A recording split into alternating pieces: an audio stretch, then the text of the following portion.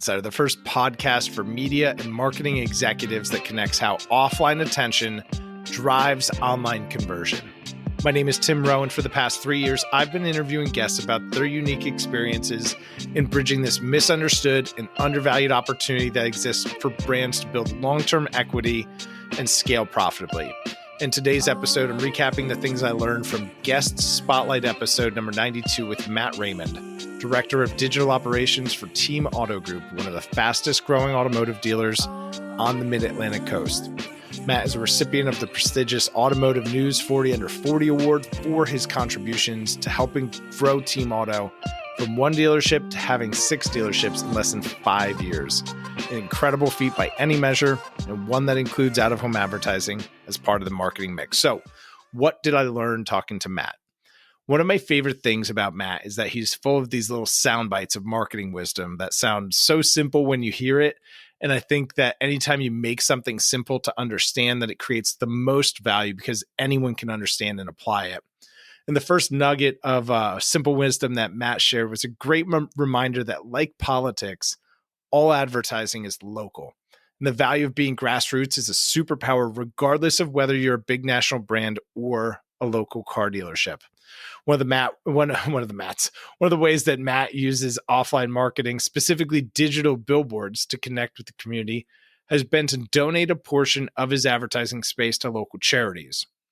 Matt shared that by doing this, he was able to create an impact for the charity, which created community value that he ultimately knows comes back to his dealerships. But cleverly, Matt would also use this as a barometer to make sure he was advertising the right places. When he'd hear from customers or friends about how they saw the sponsored billboard highlighting the charity, he knew he was reaching the communities he cares most about. So whether you're a local car dealership giving ad space back to some of the charities you're involved with, or you're a big national brand that is just using digital dynamic elements like the city name in the creative to create more of that connection with the community, there's great opportunity to be local. Matt says that to improve his likelihood for successful outcomes, that it all starts in the campaign planning phase. Matt puts boots on the ground and he studies how people move through a market. He's looking to see how are people driving from point A to point B, and he's taking those drives himself. Prior to joining the automotive industry, Matt was a law enforcement officer in Maine, so he is super literal here in studying the ways that people move, and there's really no replacement for boots on the ground. But with new data tools like we've talked about here on Out of Home Insider, this is something you can do at scale now and is really table stakes for planning any offline media. I'll link to the episode from last week all about using that commercial real estate data for exactly this. I'll link to that in the show notes below. I love this one, and I think that you and I can both appreciate this. Matt talks about the importance of making offers that anyone can qualify for, and he's not exclusively talking about just when you're advertising cars. We've all seen those crazy disclaimers on new car offers on TV, on billboards, on direct mail. They almost make you question the validity of the offer as soon as you see it.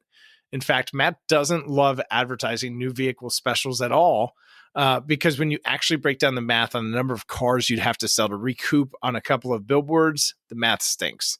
So instead, Matt focuses on advertising the dealership at large, creating a memorable moment with the community.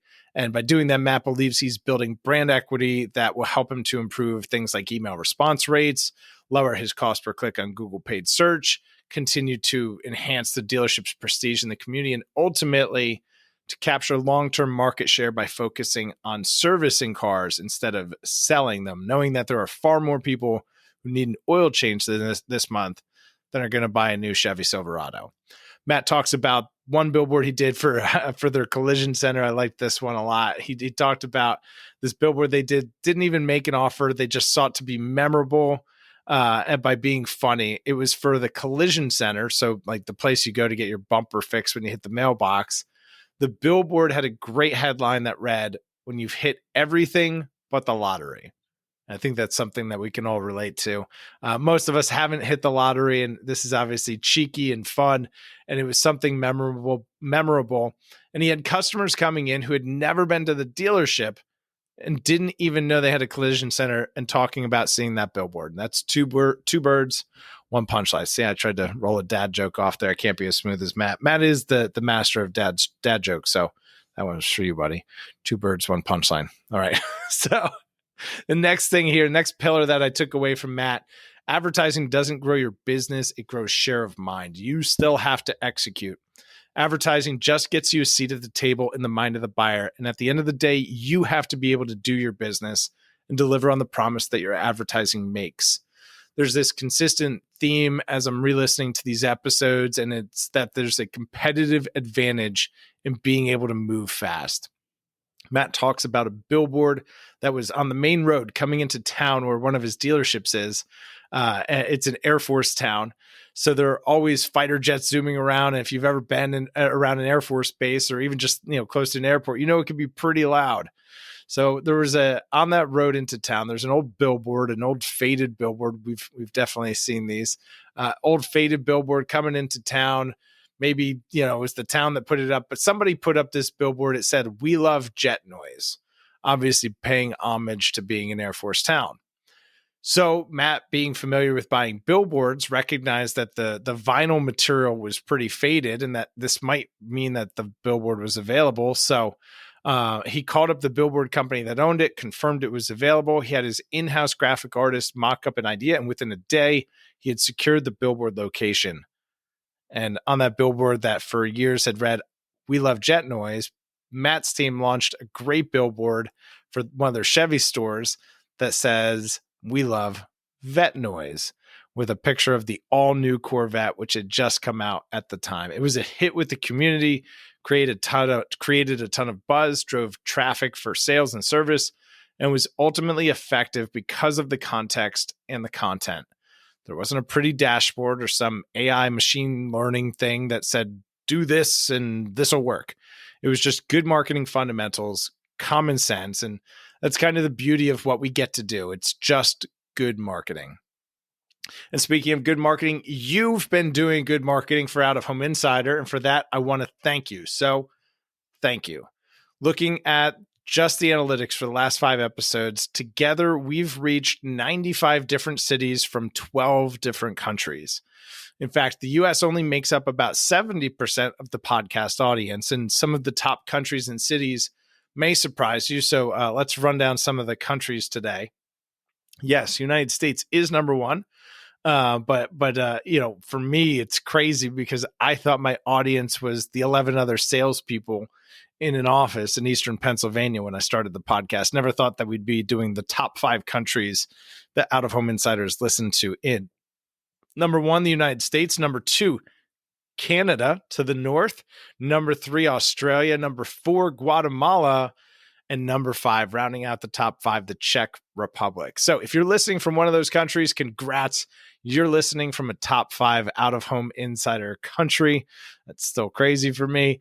Thank you for sharing this with your colleagues and clients.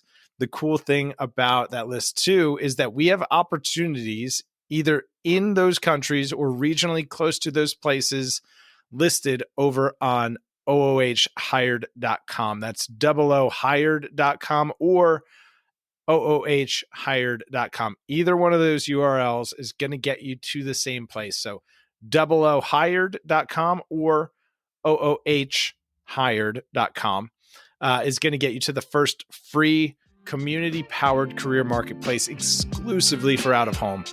We've got something like, here, I'll just pull up the dashboard here real quick. I think we're over 90 different opportunities that are listed on the site from like 15 different countries. Yeah, we've got 90 new jobs. We've had almost 900 job views. The site's only been up for 9 days. So that's like 10 new jobs a day, 100 job views a day. So there's probably some funnel math that I need to start doing in there. But go check that out. If you're listening to this and you're looking for your next chapter in Out of Home, go check out OOhired.com or oohired.com. And if you found this episode to be helpful, please share it with somebody who could benefit. Make sure to smash that subscribe button. Leave the podcast a review. That's how we grow together. We'll see y'all next time.